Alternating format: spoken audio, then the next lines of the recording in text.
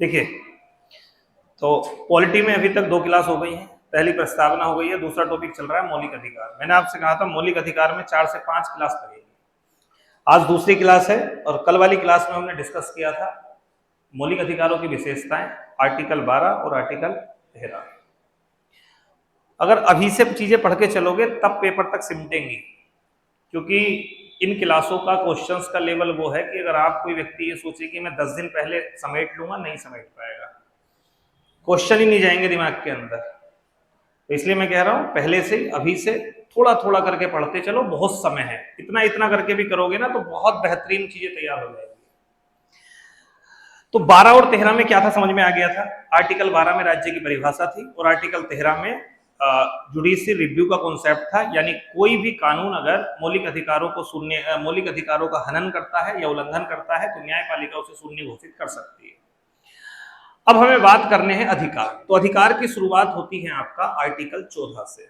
कुल मिलाकर के आपके संविधान में जब हम अधिकारों की बात करते हैं तो उनको कैटेगरी वाइज बांटा गया है, जैसे समानता का अधिकार, जैसे स्वतंत्रता का अधिकार, जैसे शोषण के विरुद्ध अधिकार, जैसे धार्मिक स्वतंत्रता का अधिकार, जैसे अल्पसंख्यकों का अधिकार, जैसे संवैधानिक उपचारों का अधिकार। कुल मिला के वर्तमान में 6 टाइप के अधिकार हैं और पहले जो है ये 7 टाइप के थे, आगे डिस्कस करेंगे। फिलहाल सबसे पहले हम बात करते हैं जिसे हम बोलते हैं समानता का अधिकार।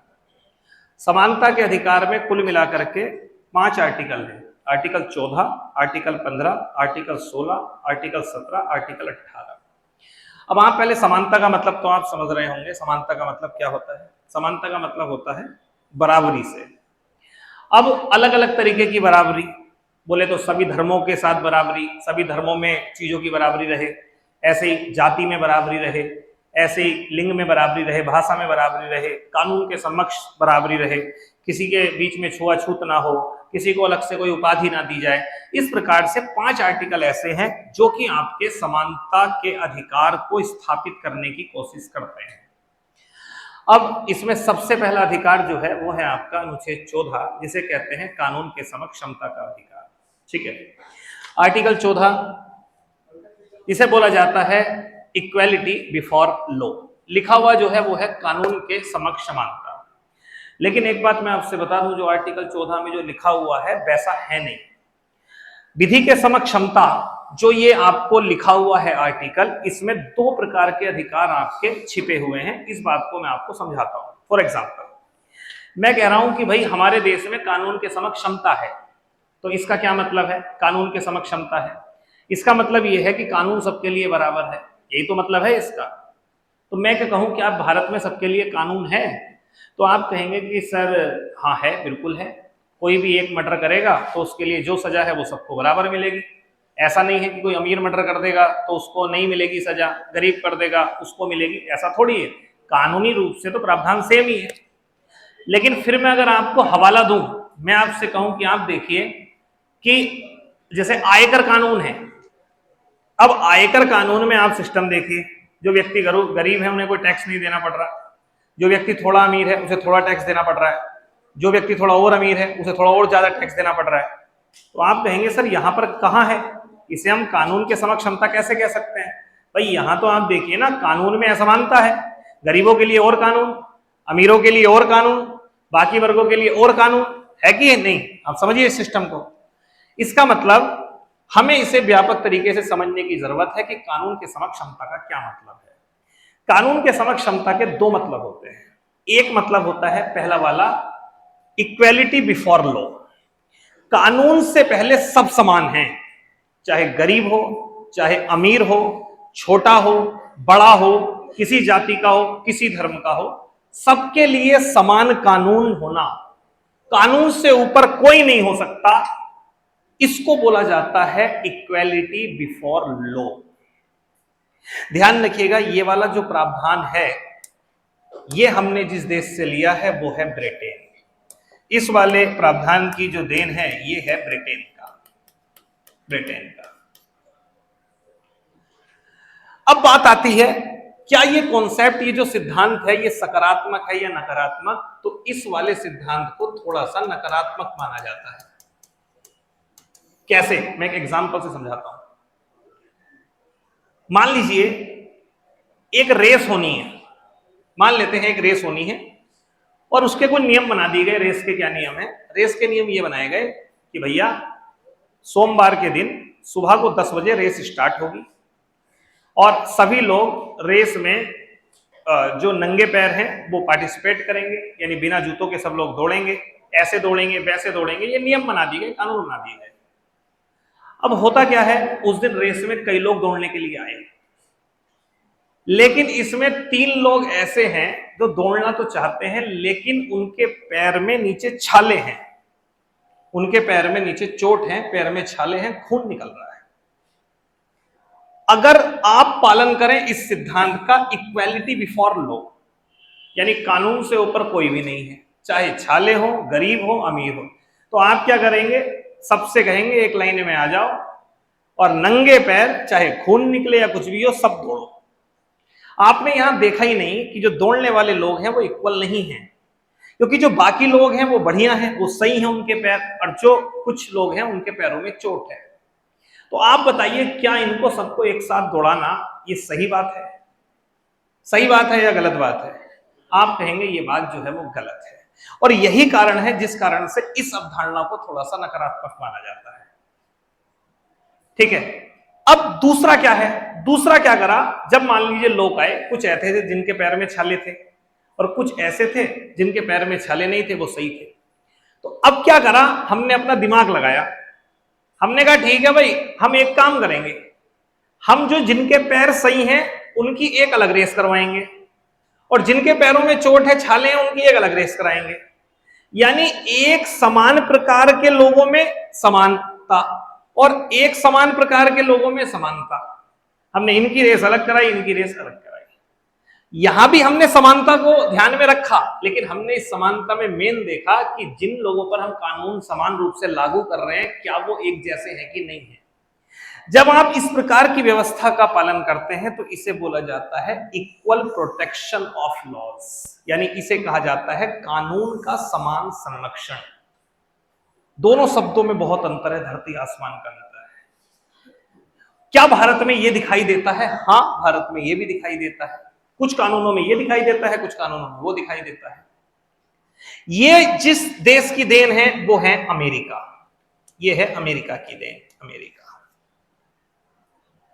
बात समझ रहे हैं? तो भारत में इक्वल प्रोटेक्शन ऑफ लॉज, इसका मतलब होता है समान परिस्थितियों में सभी को समान कानूनी संरक्षण मिलेगा। परिस्थिति समान होनी चाहिए।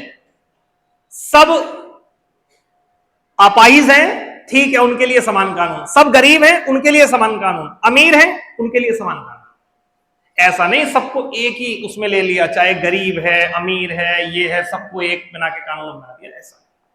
ऐसा किसमें होता है? ऐसा इसमें होता है। ये वाली जो अवधारणा है वो कैसी है? थोड़ी सकारात्मक है। क्यों? इसमें आप इस बात का ध्यान देख रहे हैं कि हाँ, अब देखिए, अगर भारत में पूरी तरीके से इस व्यवस्था को लागू किया जाए तो फिर इस बात से फर्क नहीं पड़ता है कि स्त्रियों के लिए अलग कट ऑफ लग रही है, महिलाओं के लिए अलग कट ऑफ लग रही है, स्त्रियों के लिए अलग से सीटें ये हो रही हैं, पुरुषों के लिए हो रही है। फिर तो भाई सीधी सी बात है, सर्वोच्च कानून है, कानून में ये बात लिखी हुई है, ऐसे होगा तो वैसे होगा, फिर फर्क नहीं पड़ता कि कौन क्या है, कौन गरीब है, कौन अमीर है। तो भारत में जब हम बात करते हैं कि आर्टिकल 14 आपको कहता है कानून के समक्ष समता, कानून मतलब विधि के समक्ष समता, तो यहां पर यह बात अपने आप लागू हो जाती है कि भैया इसका मतलब कानून के समक्ष समानता से तो भी है, इसके अलावा इसमें एक चीज और छुपी हुई है, वो है कानून का समान संरक्षण।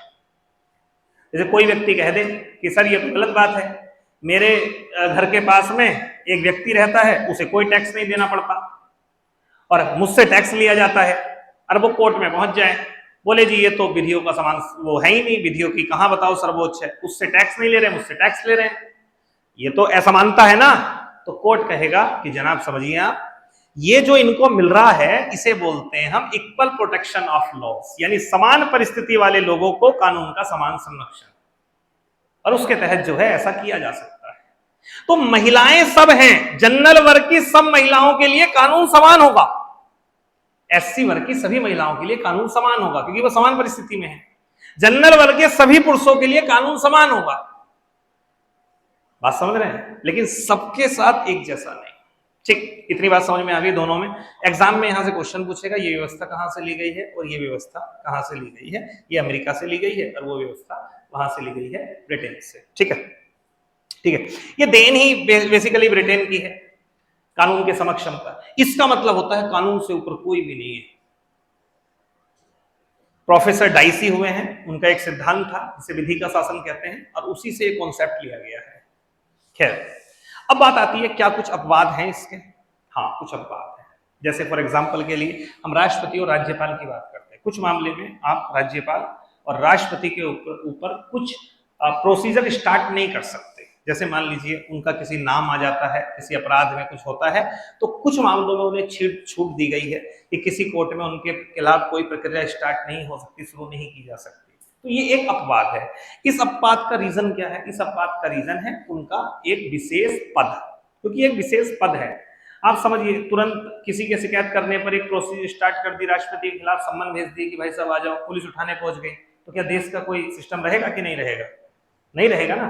तो इसलिए उनको ये अब वो दिए गए हैं विशेषाधिकार।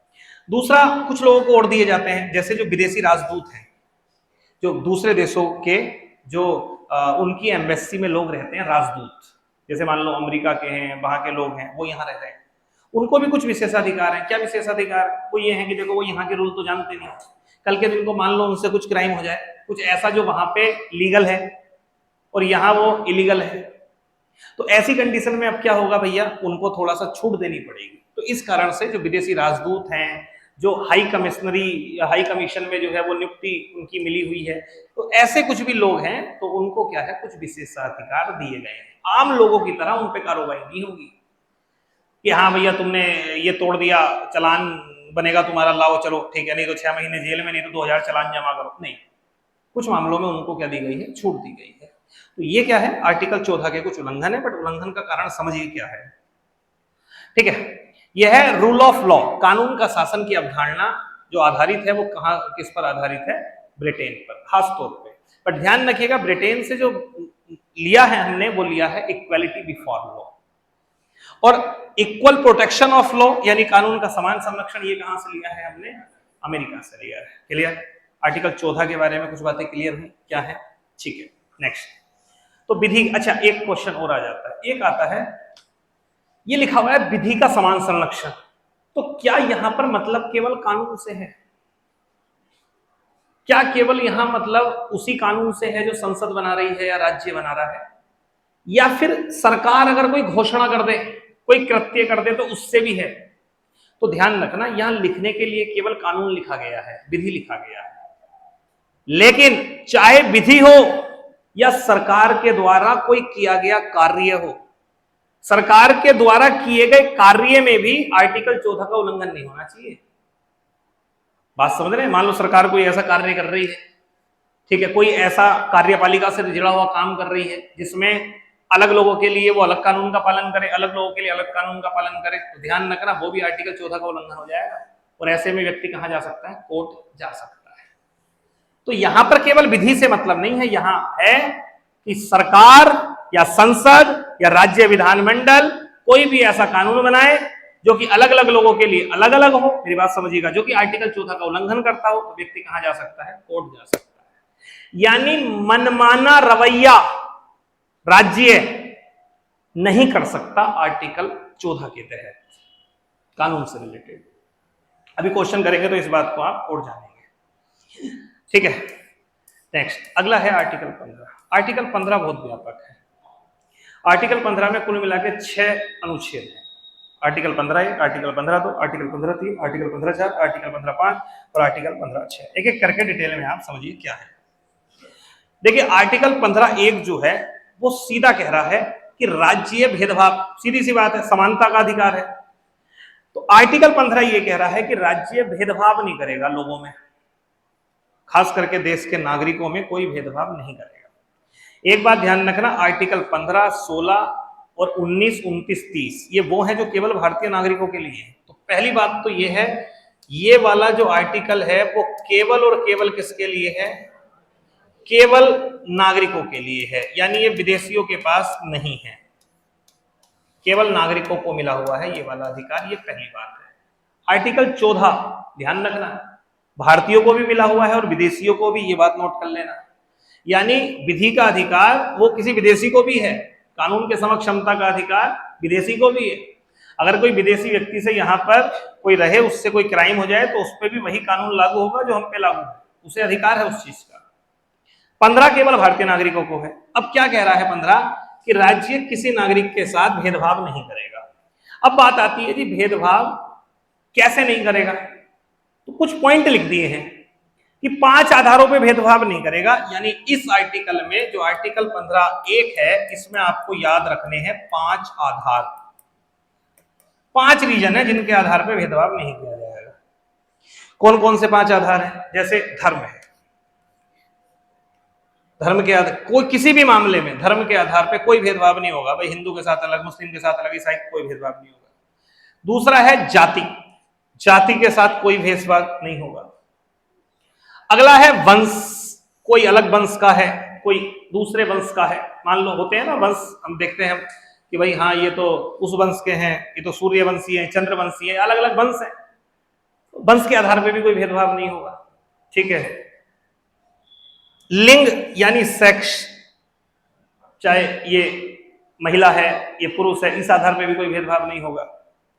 और एक है बर्थ प्लेस, यानी भारत एक है, वहां पे जन्म चाहे उसका अजमेर में हो गया हो, चाहे दिल्ली में हुआ हो, चाहे पूर्वोत्तर में कहीं हो गया हो, मेघालय में, कोई भेदभाव नहीं होगा। तो कितने आधार हैं? 5। पहली बात आपको यहां से एक पहला क्वेश्चन मिलेगा, आर्टिकल 15(1) निम्न में से किस आधार पर भेदभाव की बात नहीं करता? ठीक है, ऑप्शन आ जाएंगे तो आपको इसमें छांटना पड़ेगा, या ऐसे बोल देगा वो आर्टिकल 15(1) में निम्न में से किस भेदभाव का उल्लंघन शामिल नहीं है, यानी उसके आधार पर हम भेदभाव करेंगे तो उल्लंघन नहीं होगा। 3 तो वो आपको उठा के दे देगा, इसमें से एक मैं बताता हूं आपको क्या देगा। एक आपको दे देगा निवास स्थान, तो ध्यान रखना निवास स्थान इसमें शामिल नहीं है 15(1) में। एक आपको दे देगा वो ओरिजिन, यानी उद्भव।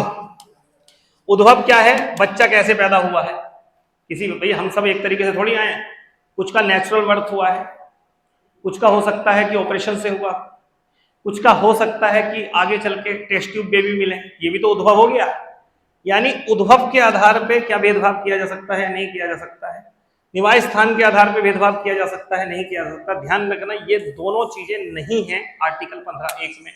इसका मतलब है इनको छोड़ के बाकी आधार पे तो भेदभाव किया जा सकता है। तो आर्टिकल 15(1) के लिए आपको 5 चीजें याद रखनी है। क्या क्या? धर्म, मूल वंश, जाति, लिंग और जन्म स्थान। आर्टिकल 15 में केवल इतना है। क्या क्वेश्चन बन सकता है वो मैंने आपको बता दिया है। 5 आधार याद रखने हैं 15(1) में। क्लियर है? कोई डाउट नहीं? नेक्स्ट अगली बात करते हैं। अब अगली बात ये आती है कि यार ये जो यहां पर आइए, उपयुक्त आधारों पर भेदभाव, ये तो हमने कर लिया।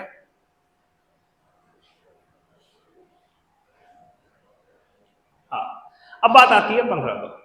अब आर्टिकल 15(1) क्या कहता है? धर्म, मूल वंश, जाति, लिंग, जन्म स्थान के आधार पर कोई भेदभाव नहीं होगा। तो यहां पर अब संविधान सभा ने सोचा कि यार ये बताओ, चलो राज्य नहीं करेगा भेदभाव, यानी संसद विधानसभा भेदभाव नहीं करेगी, लेकिन मान लो धर्म के आधार पर या जाति के आधार पर, वंश के आधार पर होटलों में होने लगा, जो मनोरंजन स्थल हैं, मूवी देखने आ रहे हैं, सिनेमा घर, वहां पर होने लगा, मेलों में होने लगा, दुकानदार करने लगे, तो भी तो देश में एक पॉजिटिव मैसेज नहीं जाएगा।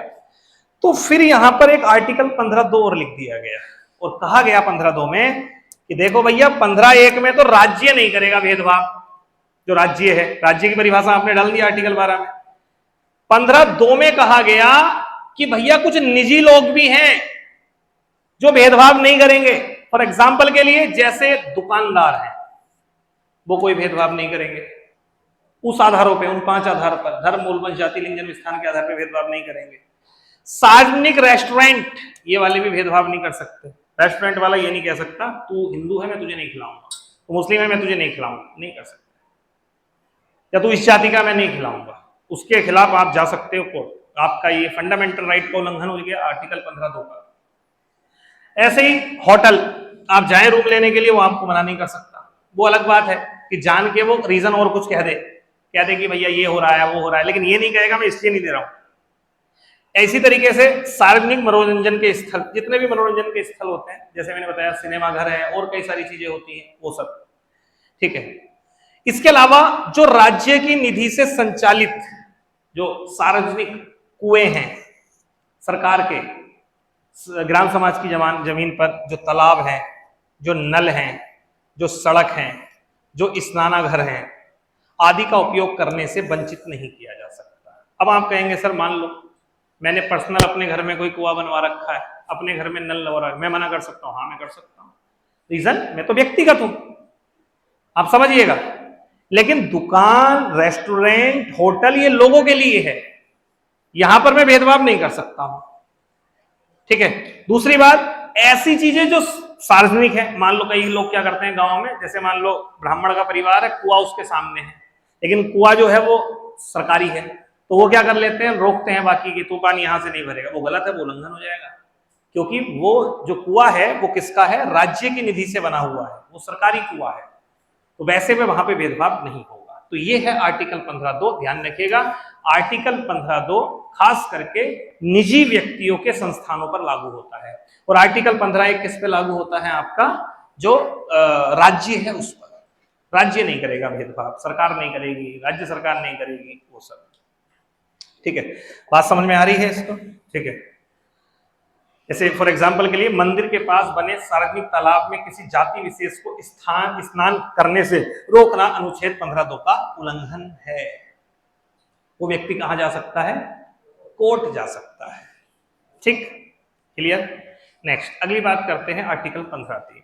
संविधान सभा के लोग बड़े समझदार थे, उन्हें लगा कि हमने एक चीज लिख दी आर्टिकल 15(1) में, वो ये लिख दिया कि धर्म, मूल, वंश, जाति, लिंग, उन्होंने लिंग लिख दिया, और लिंग में लिख करके उन्होंने लिख दिया क्या, कि लिंग के आधार पे कोई भेदभाव नहीं होगा।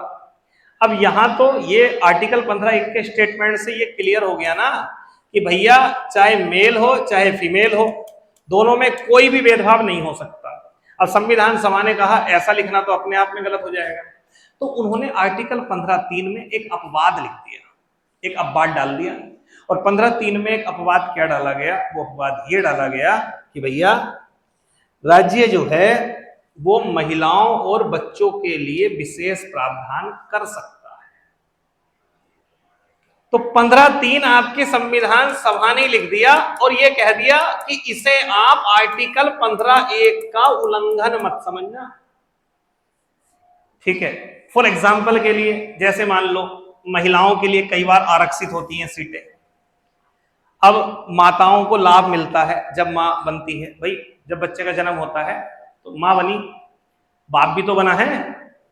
अब माता को केवल क्या मिल रही है, जननी सुरक्षा योजना के तहत पैसे मिल रहे हैं।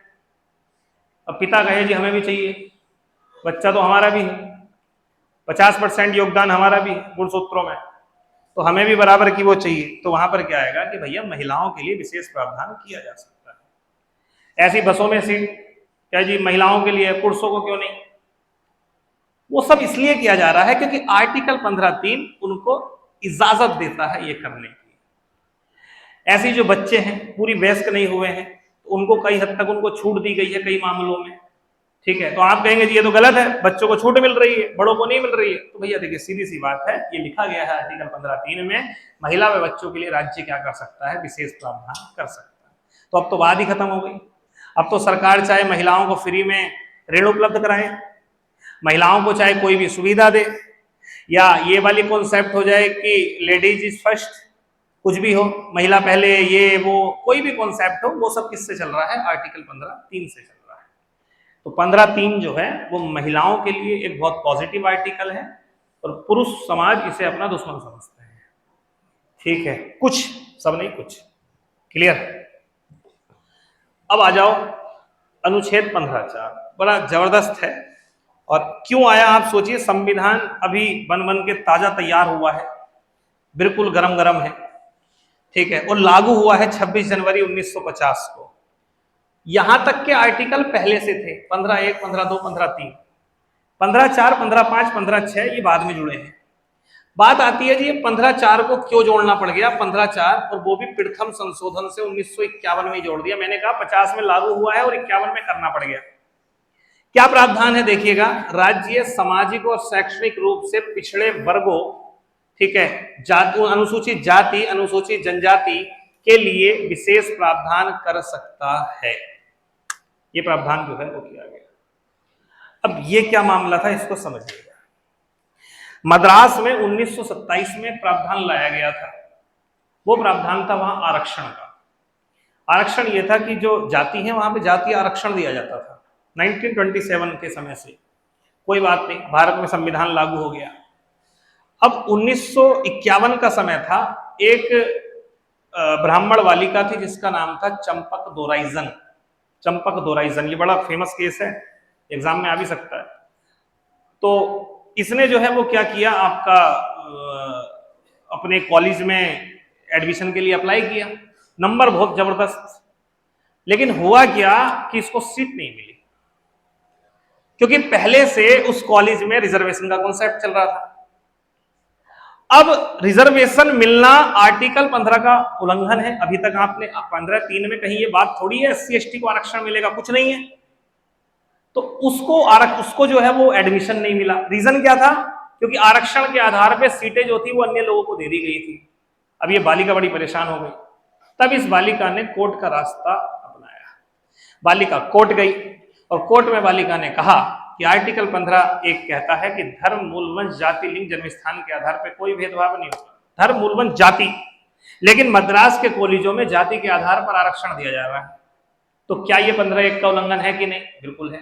कोर्ट ने कहा बिल्कुल, ये जो मामला है कोर्ट ने इसमें कहा कि मद्रास में दिया जाने वाला ये ऐसा आरक्षण और देश में कोई भी किसी प्रकार का आरक्षण आर्टिकल 15(1) का उल्लंघन है। इसका मतलब है अब आरक्षण खत्म होगा। कोर्ट ने कह दिया आरक्षण होगा खत्म। तो सरकार परेशान हो गई, जगह जगह बोले अगर आरक्षण खत्म कर दिया तो ये लोग तो हमें जिंदा जला देंगे। तो सरकार ने 1951 में पहला संविधान संशोधन करके ये प्रावधान डाल दिया कि राज्य सामाजिक और शैक्षणिक रूप से पिछड़े वर्गों के लिए, खास करके SC ST OBC इन सब के लिए क्या कर सकता है, विशेष प्रावधान कर सकता है। ये डाल दिया। अब कोर्ट इसमें क्यों कुछ नहीं कर सकता? क्योंकि ये हुआ है संविधान संशोधन। संविधान संशोधन कोई कानून नहीं है। कानून होता तो आर्टिकल 13 के तहत उसे निपटा देते, लेकिन चूंकि संशोधन कोई कानून नहीं है इसलिए न्यायपालिका इसको समाप्त नहीं कर पाई। और फिर ये नियम बन गया कि अब तो भैया वो मर्जी है, वो विशेष प्रावधान कर सकते हैं। और यहां से कॉन्सेप्ट आ गया आरक्षण। तो ये पहला संविधान संशोधन है जिससे कि आगे आपका आरक्षण का कॉन्सेप्ट आ गया। ठीक, नेक्स्ट तो ये ध्यान रखिएगा, अगर आपसे ये आए कि जो SC ST के लिए विशेष प्रावधान किया जाता है वो किस आर्टिकल में है? आर्टिकल 15(4) में है।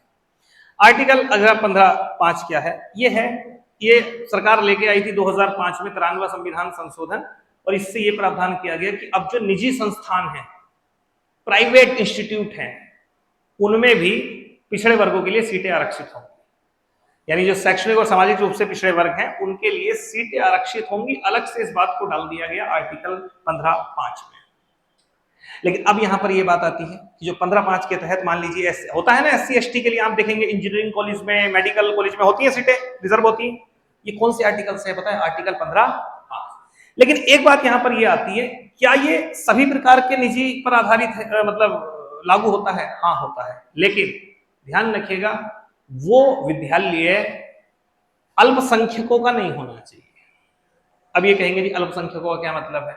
अल्पसंख्यकों का मतलब होता है माइनर कम्युनिटी, अल्पसंख्यक वर्ग। भारत में अल्पसंख्यक वर्ग में वो लोग आते हैं जिनकी जनसंख्या भारत में 50% से कम है। जैसे मुस्लिम कम्युनिटी है, जैसे आपका सिख है, जैसे ईसाई है, जैसे जैन है, जैसे बौद्ध है, जैसे पारसी, ये सब क्या है?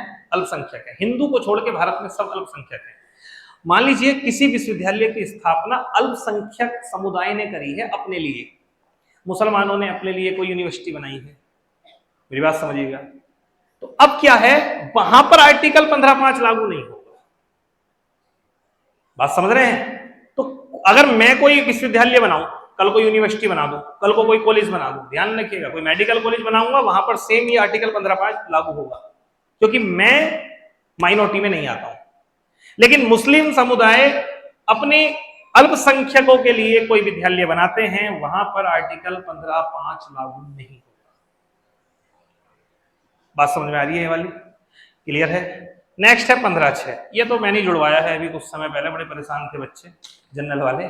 ठीक है, एक्चुअली 15(6) में क्या है कि आपको पता होगा, अब देखो 15(3) से महिलाओं व बच्चों के लिए विशेष प्रावधान हो रहे हैं, 15(4) से SC ST के लिए विशेष प्रावधान राज्य कर सकता है, यहाँ तक कि 15(5) में जो विश्वविद्यालय है, कॉलेज है, वहां पर भी उनकी सीटें रिजर्व हो गई। अब जनरल वाले बड़े परेशान थे, तो जनरल वाले कह रहे थे हमें भी कुछ दे दो यार, हम में भी गरीब लोग हैं, बहुत लोग ऐसे चटनी से रोटी खाते हैं, बहुत गरीब हैं, जमीन नहीं है, खेती की जमीन नहीं है, ये नहीं है, वो नहीं, बड़ी स्थिति खराब है। तो सरकार ने इसके लिए क्या करा, 103वां संविधान संशोधन करा और इसके तहत एक जोड़ दिया आर्टिकल 15(6). इसमें एक प्रावधान लिख दिया, वो ये कि जनरल वर्ग के ऐसे लोग जो कमजोर हैं आर्थिक रूप से, खान पीन में नहीं, देखने में नहीं, इकोनॉमिक रूप से कमजोर है। अब आर्थिक रूप से कमजोर का मतलब क्या होता है, उनका घर छोटा है, पिताजी की इनकम कम है, खेती की जमीन उन पे बहुत कम है, तो ऐसे जो लोग हैं आर्थिक रूप से कमजोर, उनको कहा गया EWS यानी इकोनॉमिक बैकवर्ड सेक्शन, EWS।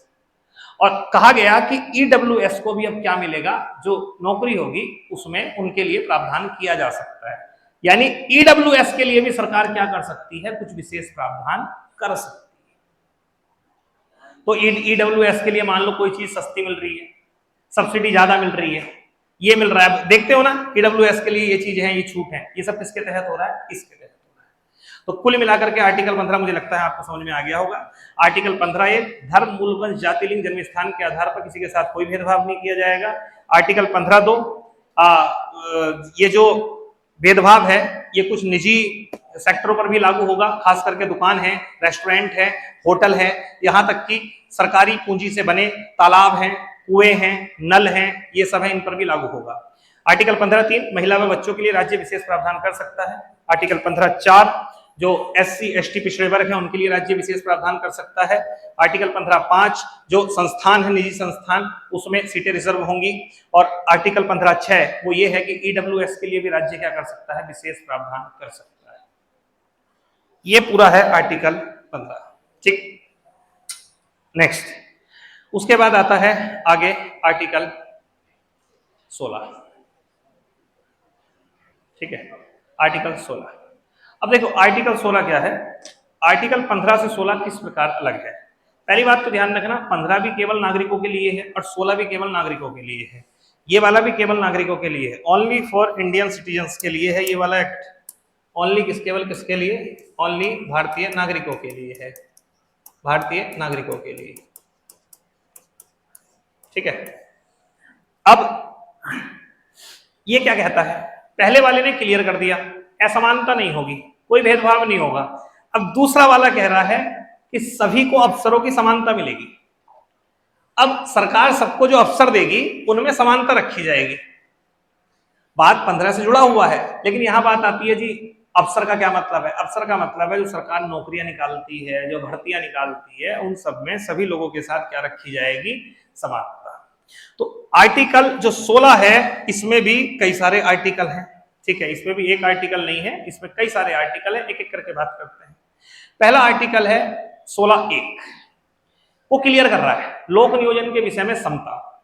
लोक नियोजन के विषय में समता का क्या मतलब है, यहाँ पर मतलब है कि जो भर्तियां निकलेंगी उसमें समानता स्थापित की जाएगी, यानी राज्य के अधीन किसी भी पद पर नियुक्ति और रोजगार के संबंध में सभी नागरिकों के लिए समान अवसर होंगे, इक्वल अपॉर्चुनिटी होगी। फॉर एग्जाम्पल के लिए चाहे IAS IPS SSC है, ठीक है, या और कोई सा भी आपका लोक सेवा आयोग है, रेलवे है, बैंक है, कोई भी सरकारी नौकरी है, तो वहां पर सबके साथ क्या दिखाई जाएगी, समानता। अभी उत्तेजित मत हो कि जी ये तो भेद वो हो रहा है SC, ये उन सबके लिए तो विशेष प्रावधान हो सकता है ना। अब वो आप पढ़ोगे अब 16 में किस किसको आरक्षण मिल सकता है। चलिए, तो आर्टिकल 16(1) में क्या है, भेदभाव नहीं होगा, किसमें, सरकारी नौकरियों में। लेकिन अब यहां पर बात आती है भाई किस आधार पर भेदभाव नहीं होगा। यह बात क्लियर करी है इन्होंने आर्टिकल 16(2) में। 16(2) में भेदभाव लिखा गया है और यहां पर भेदभाव ना करने के जो रीजन हैं वो हैं 7। कौन कौन से, धर्म, मूलवंश, जाति, लिंग, जन्म स्थान। 5 तो पहले वाले ही हैं, ठीक। एक निवास स्थान और एक है उद्भव।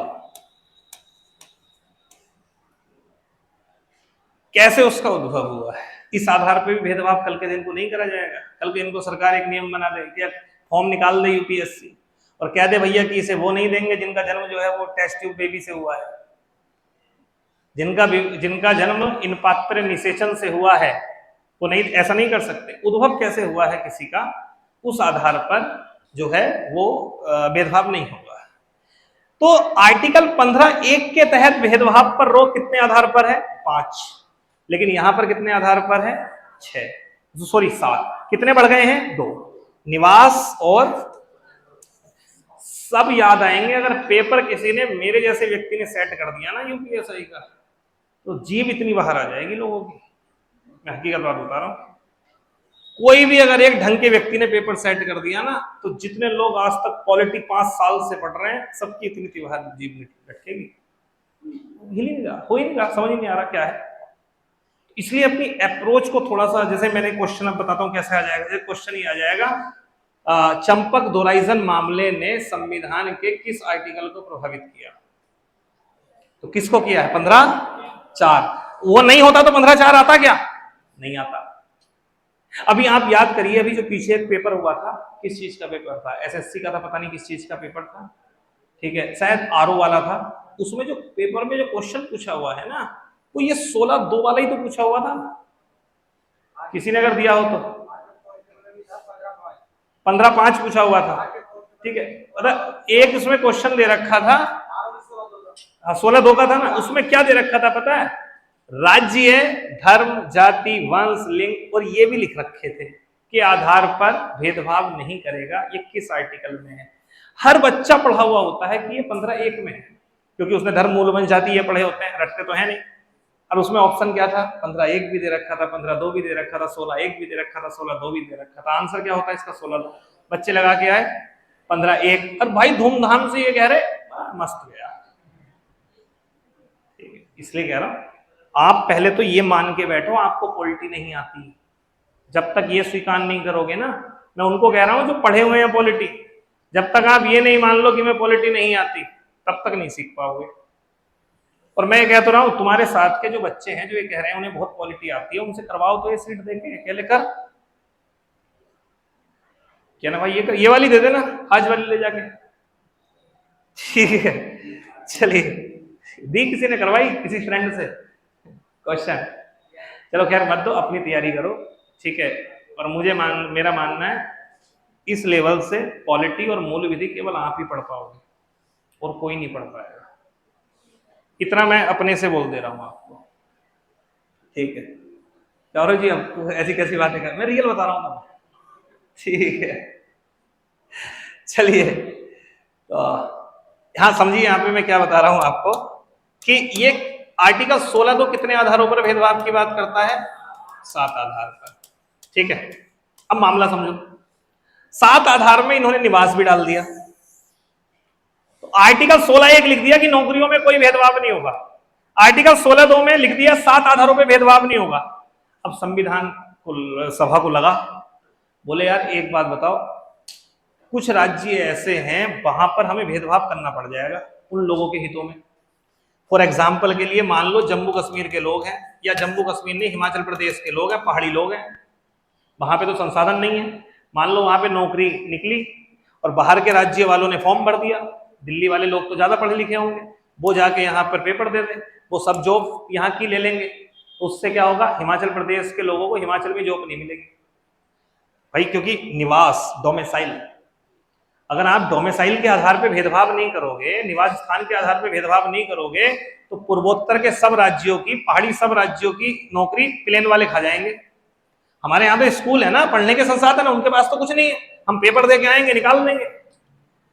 तो आर्टिकल 16(3) में एक अपवाद लिखा गया, वो ये कि संसद को अगर लगता है कि कुछ राज्यों में निवास संबंधी भेदभाव को लागू करना जरूरी है, यानी निवास संबंधी भेदभाव करना वहां जरूरी है, तो उस संबंध में संसद कानून बनाएगी और वह लागू करेगी कि हाँ भाई वो राज्य डोमिसाइल के आधार पर भेदभाव कर सकते हैं। यानी आर्टिकल 16(3) संसद को राइट देता है कि संसद क्या करेगी, एक अधिनियम बनाएगी और जिससे डोमिसाइल यानी निवास संबंधी शर्त निर्धारित की जा सकती है। तो 16(1) में क्या है, नौकरियों में कोई भेदभाव नहीं होगा। 16(2) में क्या है, 7 आधारों पर भेदभाव नहीं किया जाएगा। और 16(3) क्या है, संसद चाहे तो कुछ राज्यों में ये शर्त लागू कर सकती है। संसद ने ऐसी शर्त लागू भी करी थी कुछ राज्यों पे, लगभग 4 राज्यों पे, आंध्र प्रदेश हो गया, हिमाचल प्रदेश हो गया, मणिपुर हो गया, त्रिपुरा हो गया, लेकिन उसको समाप्त कर दिया गया। हालांकि अभी आर्टिकल 16(3) के तहत कोई भी कानून मान्य नहीं है। आप कहेंगे जी तब भी डोमिसाइल मांगते हैं, मांगते तो हैं, लेकिन वो डोमिसाइल आपसे मांगते हैं केवल रिजर्वेशन के लिए। आपको मना नहीं कर सकते कि आप फॉर्म नहीं भर सकते। आप कहेंगे सर ऐसे हम कहीं का भी भर सकते हैं, हाँ भर सकते हैं। आप कहेंगे जी नहीं हम तो उत्तराखंड का नहीं भर सकते, वो मना नहीं करते, लेकिन वो किस आधार पे भेदभाव करते हैं मैं आपको बता दूं।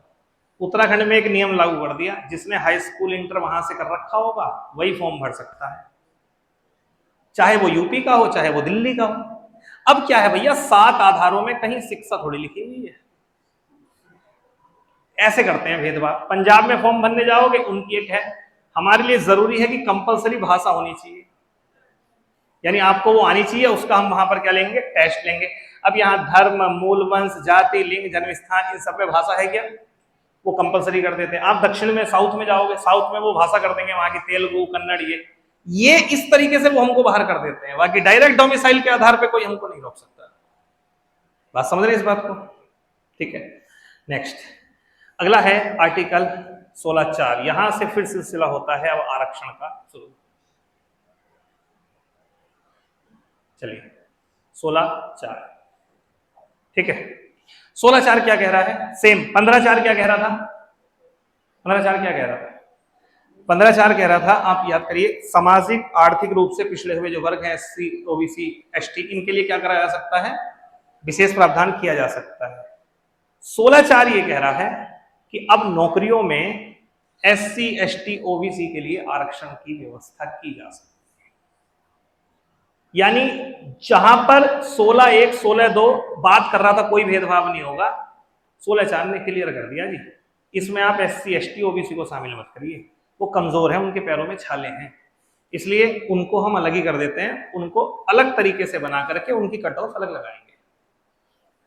यही तो है क्या, ये क्या है पता है आपको, इक्वल प्रोटेक्शन ऑफ लॉ, कानून का समान संरक्षण। आप कोर्ट चले जाएंगे लेकिन अब नहीं जा सकते, उसका रीजन क्या है, रीजन ये है ऐसा सरकार कर सकती है, ठीक है। तो ये ध्यान रखिएगा, महत्वपूर्ण है 16(4). क्लियर। इसमें 2 बातें और हैं, मैं आगे क्वेश्चन में आपको कराऊंगा, एक 16(4)A है, एक 16(4)B है, इसको मैं बता ही देता हूं वहां पर, आपको समझिएगा। 16(4) किससे जुड़ा हुआ है, आरक्षण, सीधा याद रखिए आरक्षण। 16(4) आरक्षण से जुड़ा हुआ है, एससी, एसटी, ओबीसी के लिए सीटें रिजर्व होंगी। अब बात आती है, एक आर्टिकल और है 16(4)A, लिख लेना 16(4)A। 16(4)A, 16(4)A जो है 16(4)A, ये संबंधित है प्रमोशन में आरक्षण, पदोन्नति में आरक्षण, लिख लेना 16(4)A, पदोन्नति में आरक्षण, प्रमोशन में आरक्षण।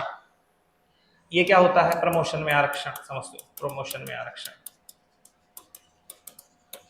देखो फॉर एग्जांपल के लिए मान लीजिए पुलिस में 200 दरोगा बनाने हैं, दरोगा की जगह है 200 दरोगा की। अब ये निर्णय लिया गया कि 100 दरोगा निकालेंगे हम भर्ती के द्वारा, ठीक है, भर्ती निकालेंगे, और 100 दरोगा हम फिल करेंगे एज ए प्रमोशन, यानी जो कांस्टेबल हैं या ठीक है जो सीनियर कांस्टेबल हैं उनको हम प्रमोट कर देंगे। अब 16(4) में तो ये लिखा हुआ है ना, राज्य सामाजिक और शैक्षणिक रूप से पिछड़े वर्गों के लिए आरक्षण कर सकता है। अब भर्ती तो निकल रही है 100 की, अब मान लो फॉर एग्जांपल के लिए ओबीसी के लिए 27% आरक्षण है या एससी के लिए 15% आरक्षण है, तो इसमें से 15 सीट एससी को मिल गई। लेकिन यहां पर क्या है, यहां पे कोई आरक्षण नहीं, तो सरकार ने आर्टिकल 16(4)A में ये बात लिख दी है कि भैया प्रमोशन में भी आरक्षण होगा, यानी यहां पर जो 100 सीटें हैं, 15 सीटों पर एससी कैंडिडेट का ही प्रमोशन होगा। जैसे 15 सीटें एससी के लिए हैं, तो अब प्रमोशन वाली 15 सीटें एससी में से भरी जाएंगी, 8 सीटें एसटी में से भरी जाएंगी, 27 सीटें ओबीसी में भरी जाएंगी, 10 सीटें आपकी ईडब्ल्यूएस से भरी जाएंगी, बाकी की सीटें जनरल वालों से भरी जाएंगी। इसे बोलते हैं प्रमोशन में भी आरक्षण। ऐसे नहीं है, मान लो किसी ऑफिस में 100 के 100 सीनियर जो है वो जनरल वाले हैं, सीनियर जिनको ज्यादा समय हो गया, तो इन 100 के 100 का प्रमोशन नहीं होगा। जनरल की सीटें 40 है, 40 होगा। बाकी चाहे एससी वाले कम हैं, कम पर उनको समय हुआ है, तब भी उनको क्या दिया जाएगा, प्रमोशन दिया जाएगा। इसे बोलते हैं प्रमोशन में आरक्षण। समझ में आया क्या है प्रमोशन में आरक्षण? एक और लिखिएगा 16(4)B। 16(4)B, इसमें लिख लेना carry forward rule. Carry forward rule, carry forward rule, carry forward rule, ये क्या है समझो एग्जांपल से। कैरी फॉरवर्ड रूल क्या है? मान लीजिए इस बार 100 दरोगाओं की वैकेंसी निकली, 15 सीटें एसटी के लिए, एससी के लिए आरक्षित हैं, और हुआ ये कि एससी कैंडिडेट फॉर्म ज्यादा भर ही नहीं पाए। मान लो 10 ने फॉर्म भरा और 10 हो गए सेलेक्ट, या मान लो 10 सीटें खाली भरी गई हैं, 5 सीटें खाली रह गई, रह सकती हैं, फिजिकल नहीं हुआ, मेडिकल नहीं हुआ, 5 सीटें एससी की खाली रह गई। क्लियर? अब अगले साल फिर से 100 सीटें आई, एससी के लिए कितनी आरक्षित सीटें होंगी? 15। कैरी फॉरवर्ड का मतलब है भैया पिछली वाली भी अब और जुड़ेंगी, यानी अब 15 + 5 मतलब 20, यानी अब सीटें मिलेंगी 20। अब कोई जनरल वाला कोर्ट में जाके कहे जी भाई साहब 100 सीटें निकली थी, 20 मिल रही हैं एससी वाले को, ये तो 20% आरक्षण हो गया, तबकि एससी वाले को मिलता है 15% आरक्षण, तो उसे कोर्ट कहेगा कि भैया वापस चले जाओ। रीजन ये है, आर्टिकल 16(4)B ये कहता है कि अगर पिछली बार सीटें किसी आरक्षण की खाली रह गई थी, तो अगली बार क्या की जा सकती हैं, जोड़ी जा सकती है। उस आधार पर आप चुनौती नहीं दे सकते कि इस वर्ग को ज्यादा आरक्षण मिल गया, इस वर्ग की सीटें ज्यादा हैं, भैया वो ज्यादा इसलिए हैं क्योंकि पिछली बार खाली रह गई। तो कई बार आपने देखा होगा खाली एससी की सीट आई है, नहीं देखा कि खाली जी 3 सीट आई है, वो आई भी एससी एसटी की है बस? कभी देखा है ऐसा? नहीं देखा। ऐसे होता है कई बार, केवल हालांकि उनको ऐड कर लेते हैं, लेकिन जो ऐसी वैकेंसी होती है ना जो बड़े पैमाने पे नहीं निकलती, तो उनको क्या करते हैं, वो जैसे 2-3 सीट खाली रह गई थी उनको अलग से निकाल करके फिल कर लेते हैं, बाकी की वेट करते हैं कि अगली वैकेंसी जब होगी उसी में इसको जोड़ करके कर लेंगे। तो ये है आर्टिकल 16(4)B, इसे बोलते हैं carry forward rule. Next article है 16(5). 16(5) क्या कह रहा है, इसको थोड़ा सा समझिएगा। यह कह रहा है कि धार्मिक और संप्रदाय आधारित संस्थान, कोई धार्मिक संस्थान है, अपने सदस्यों के लिए विशेष पद आरक्षित कर सकता है। फॉर एग्जाम्पल धार्मिक संस्थान है, मान लीजिए कोई मठ है, ठीक है, या कोई मस्जिद का मामला है, मदरसे का मामला है, ऐसे सिखों का कोई मठ है, तो वहां पर क्या है, वहां पर किसी व्यक्ति की नियुक्ति होनी है, कोई उपाध्याय नियुक्त होना है, कोई पुजारी नियुक्त होना है, कोई मौलवी नियुक्त होना है, तो ये अधिकार है उनको। वहां पे नहीं होगा जी कोई आके कहे जी हमें आरक्षण चाहिए, हमारी सीटें रिजर्व होनी चाहिए, वहां पर ये दावा नहीं किया जा सकता। तो खास तौर पर यदि किसी धर्म के अधीन या किसी समुदाय के अधीन कोई मठ या संस्थान निर्मित किया जाता है, तब ऐसे में उसके प्रबंधन का अधिकार उनको खुद को होगा। जैसे फॉर एग्जाम्पल किसी मंदिर के पुजारी पद पर केवल हिंदू ही नियुक्त हो सकते हैं, वहां पर वो गए नहीं भाई साहब ये जो मंदिर है यहाँ पे तो आरक्षण होना चाहिए, ये होना चाहिए, वो होना चाहिए, यहाँ पर कोई काम नहीं करेगा। तो ये 15(3) जो है वो 16(5) जो है वो ध्यान रखिएगा, ये संबंधित है, ठीक है।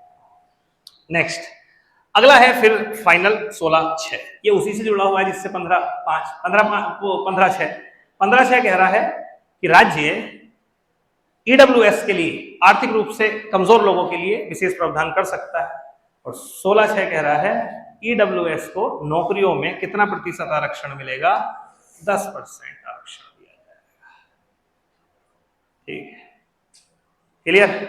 तो एक बार 16(1) में नौकरियों में कोई भेदभाव नहीं होगा, 16(2) में धर्म, मूलवंश, जाति, लिंग, जन्म स्थान, उसके अलावा दो और है, निवास स्थान और उद्गम के आधार पर कोई भेदभाव नहीं होगा। 16(3) संसद निवास संबंधी शर्त को कुछ राज्यों में लागू कर सकती है। 16(4) SC ST के लिए आरक्षण। 16(5) कुछ विशेष संस्थानों में अपने पंथ के व्यक्ति को नियुक्त करने का अधिकार होगा। और 16(6) 10% आरक्षण EWS के लिए। 15(1) धर्म, मूलवंश, जाति, लिंग, जन्म स्थान के आधार पर कोई भेदभाव नहीं होगा। 15(2) जो प्राइवेट चीजें हैं, दुकान है, ये सब है, इन पर भी ये भेदभाव नहीं होगा। 15(3) स्त्री व बच्चों के लिए विशेष प्रावधान हो सकता है। 15(4) SC ST जो कमजोर वर्ग के लोग हैं उनके लिए विशेष प्रावधान हो सकता है। 15(5) जो निजी संस्थान है उसमें सीटों का रिजर्वेशन। और 15(6) जो है वो है EWS के लिए विशेष प्रावधान हो सकता है। बताइए समझ में? ठीक है, नेक्स्ट अब है 17। ठीक है, मैं इसको कंप्लीट करा देता हूं। 17 और 18 क्वेश्चन लगाने के लिए मैं आपको घर दे दूंगा।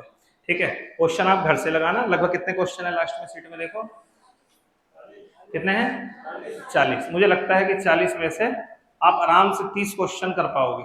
इतना पढ़ाने के बाद भी आप 30 ही कर पाओगे। ठीक है, उसमें से 10 क्वेश्चन मुझे एक्सप्लेन करने पड़ेंगे। कुछ चीजें ऐसी है जो आपको ऐड करानी है। ठीक है, हाँ 17 क्या कह रहा है? 17 कह रहा है जी अस्पृश्यता का अंत। अस्पृश्यता का अंत क्या होता है? इसका क्या मतलब है? अस्पृश्यता का मतलब होता है छुआछूत। यानी राज्य क्या करेगा? अस्पृश्यता का अंत करेगा। अब यहाँ पर एक चीज आती है कि अस्पृश्यता का मतलब क्या है, छुआछूत का मतलब क्या है। तो हर प्रकार का ऐसा रूप जिससे समाज में भेदभाव फैलता है, जिससे किसी जाति, वंश, धर्म के व्यक्ति को ठेस पहुंचती है, उस सब को क्या माना जाता है? अस्पृश्यता माना जाता है। जैसे फॉर एग्जांपल आप किसी जाति के व्यक्ति को उसका नाम बिगाड़ के बोले, जैसे हरिजन समाज के व्यक्ति को आप बड़ा उससे कह रहे हैं यार ये तो चमार है, ये अस्पृश्यता है। जैसे कई बार ऐसे शब्द बोल देते हैं हम लोग, अरे यार ये तो वो है, ये तो वो है, ये तो वो, ये सब क्या है? ये उनकी हीनता को दिखा रहा है, ये अस्पृश्यता है। तो यहां तक कि किसी निम्न जाति के व्यक्ति को गाली देना अस्पृश्यता है, उससे तूतड़ान करना, अपमान करना अस्पृश्यता है, उसको मारना पीटना अस्पृश्यता है, उससे जानबूझ के कार्य कराना अस्पृश्यता है, किसी निम्न समाज की स्त्री को छेड़ना अस्पृश्यता है। ये सब चीजें किसमें आती है? अस्पृश्यता में आती है। ठीक है, तो क्या है ये समझिएगा। इसका पालन एक दंडनीय अपराध है। अगर मतलब आप अगर करते हो अस्पृश्यता वगैरह को प्रमोट करते हो किसी भी तरीके से, तो ये क्या है? एक दंडनीय अपराध है। ठीक है, इसके लिए क्या किया गया? एक सिविल राइट एक्ट लाया गया 1955 में। 1955 में एक सिविल राइट एक्ट लाया गया और इस एक्ट में प्रावधान किए गए, ऐसे प्रावधान कि हाँ भैया अगर आप ऐसा करोगे तो वो अस्पृश्यता माना जाएगा और ऐसा माने जाने पर आपको ये सजा मिल सकती है। ये वो कानून था जो आर्टिकल 17 प्रभावी ना रहे, यानी अस्पृश्यता जो है वो ना फैले, उसको रोकने के लिए ये एक्ट लाया गया। और एक दूसरा एक्ट लाया गया जिसका नाम था 1989 का SC ST एक्ट, जिसके चर्चे आज भी हैं। अब तो संशोधन होकर ये और खतरनाक हो गया। 1989 में जो SC ST एक्ट लाया गया था वो एक्ट था जो इसी को रोकने के लिए लाया गया, जिससे कहते हैं ना कि उस पर SC एक्ट लगवा दिया, उस पर ये एक्ट लग गया। उस एक्ट में कुछ विशेष प्रावधान है, उसमें किस किस को क्राइम माना गया है वो सब दिया हुआ है। यहां तक कि अगर आप किसी SC महिला को देख करके कुछ ऐसा इशारा करते हैं जिससे वो अपने मान सम्मान की हानि समझे, उस पर आप पे FIR हो जाएगी। प्रूफ बात की बात है, वो 2 साल लगेंगे आपको प्रूफ करने में कि मेरा तो कुछ कहे मतलब नहीं था सोचने का, मैं तो केवल ऐसा कर रहा था। अगर आप SC ST एक्ट को जानेंगे तो समझ में आएगा कितनी पावर इस एक्ट ने दे दी है। और इस एक्ट की सारी शक्ति जिस संविधान के जिस आर्टिकल की जड़ में है वो है आर्टिकल 17, यानी अस्पृश्यता का अंत। ठीक है, तो आर्टिकल 17 के कुछ क्वेश्चन मैं आपसे डिस्कस करूंगा आगे चल करके। एक है आर्टिकल 18। आर्टिकल 18 जो है वो डिटेल में समझिएगा। ये बात करता है कि जो टाइटल्स दिए जाते थे पहले के समय पर, राजा महाराजाओं के समय पर, राज्य कोई टाइटल्स नहीं देगा।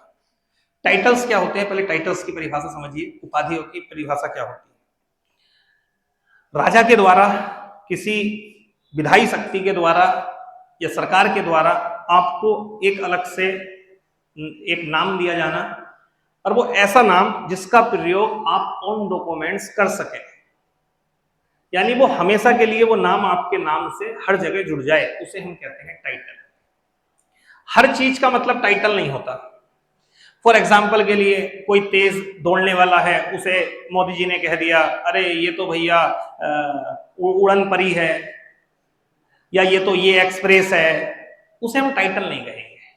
टाइटल होता है एक लीगल किसी को नेम देना, और उस नेम को लेने के बाद वो व्यक्ति उस नेम को ऑन डॉक्यूमेंट अपना लिखे, फिर कोई उससे नाम पूछे कि भाई नाम क्या है, वो वही नाम साथ में जोड़ के बताए।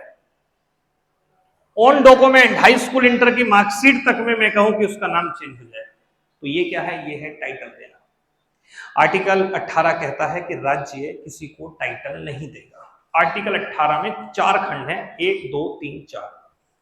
आर्टिकल 18 में पहला खंड कहता है कि राज्य किसी को कोई टाइटल नहीं देगा। राज्य मतलब समझ गए कौन, आर्टिकल 12 में जो लिखा हुआ है राज्य।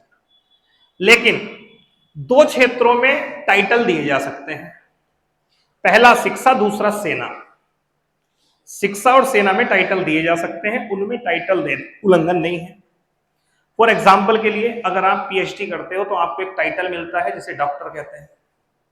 अब अगर आपको डॉक्टर की उपाधि मिल जाएगी, उपाधि बड़ी इज्जत से दी जाती है, ऐसे नहीं आप पूरा तरीके से जाते हैं और आपको एक उपाधि मिलती है, और जिस दिन वो उपाधि मिल जाती है उस दिन से आप हो जाते हैं डॉक्टर, आगे जो भी आपका नाम है। अब आप कहोगे सर फिर तो हमसे कोई भी पूछे हम डॉक्टर लगाएंगे, हाँ जी। फिर तो आप अगर जॉब में भी चले गए और आपको फॉर्म भरना है तो फॉर्म में भी आप लिखेंगे डॉक्टर, आपके नाम भी डॉक्टर के नाम से आए। गवर्नमेंट के साथ अगर आपका कोई एक पत्राचार होगा तो उसमें आपका नाम डॉक्टर के साथ लिख के आएगा। यहां तक कि अगर आप आईएएस बन गए और आईएएस बनने के बाद आपके ऑफिस के पीछे जो बोर्ड होगा उस पर भी नाम लिखा जाएगा, तो वो भी डॉक्टर साथ में लिखा जाएगा। कहीं आप जाएंगे गवर्नमेंट ऑफिस में तो वहां पर आपको पीछे लिखा हुआ होता है, कई लोग डॉक्टर होते हैं वो लिखा हुआ होता है। यहाँ तक कि उनकी प्लेट पर भी, कई ऐसे पुलिस अधिकारी आपने देखे होंगे कि उनकी जो प्लेट होती है उस पर लिखा हुआ होता है डॉक्टर अनुज कुमार। रीजन, वो उनकी टाइटल है। ऐसे ही सेना के क्षेत्र में, सेना के कुछ मानक है, पैरामीटर्स है। आप लड़ाई लड़ेंगे, ये करेंगे, वो करेंगे, तो आपको वहां पर ब्रिगेडियर की उपाधि मिलती है, ब्रिगेडियर। जब ब्रिगेडियर की उपाधि मिल जाती है तो वो आपके नाम के साथ ऐड हो जाती है परमानेंट, कि भैया ये है ब्रिगेडियर सूर्य प्रताप सिंह, तो वो लिखा जाता है फिर ब्रिगेडियर सूर्य प्रताप सिंह, आप नाम के साइन के साथ इस्तेमाल। ये होती है टाइटल। केवल भारत में 2 ही प्रकार के टाइटल को अनुमति है, एक है आपका शिक्षा के क्षेत्र में और सेना के क्षेत्र में। तो आर्टिकल 18 एक ये कहता है। अब मान लो आपके मन में एक बात है कि सपोज सर मान लीजिए भारत सरकार तो कोई टाइटल नहीं देगी, आर्टिकल 18 एक कहता है। मान लो मैं हूं, पढ़ा रहा हूं, कुछ भी है, कल के दिन को किसी दूसरे देश का मन करा और मान लो कोई वीडियो कुछ भी कहीं तक पहुंच गई और दूसरे देश की सरकार मुझे कोई टाइटल देने लगे, तो क्या वो टाइटल आप ले पाएंगे या नहीं ले पाएंगे?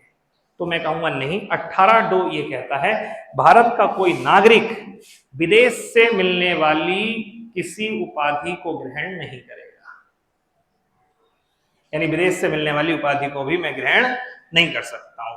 तो भारत से मिलेगी तो नहीं करनी, और विदेश से मिलेगी तो भी मैं उसको ग्रहण नहीं कर सकता। अब मान लीजिए क्या है सर, एक और कंडीशन है, वो ये है कोई विदेश का व्यक्ति है जो भारत में काम कर रहा है, हमारे यहाँ पे मान लो किसी पद पे है, किसी चीज में भी है, अब उसको उसके देश की सरकार कोई टाइटल दे रही है, तो क्या उसको दे सकती है? मैं कहूंगा दे सकती है। वो ले नहीं सकता बिना राष्ट्रपति की अनुमति के, यानी उसको पहले इंडियन प्रेसिडेंट से अनुमति लेनी पड़ेगी और तब कोई विदेशी नागरिक भारत में रहते हुए क्या कर लेगा, वहां से उस टाइटल को लेगा। तीनों बातें हो गई टाइटल से जुड़ी हुई। आर्टिकल 18(1) हमारी सरकार कोई टाइटल नहीं देगी, राज्य कोई टाइटल नहीं देगा।